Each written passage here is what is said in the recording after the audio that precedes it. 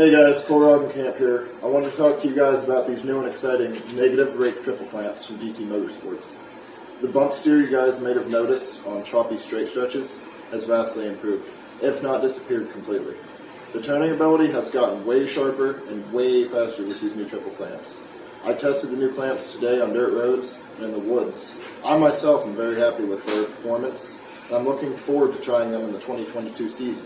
I also am looking forward to trying these new Sun F tires that I got from Matt Owen at MTR Tire. This one is a 027 Sun F 23 710 front.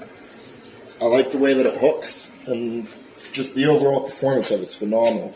And I'm really looking forward to trying these 035 Sun Fs. They have superior slidability, and I think that will overall just make me faster. Have a happy and safe 2022 season, guys. We'll see you out there.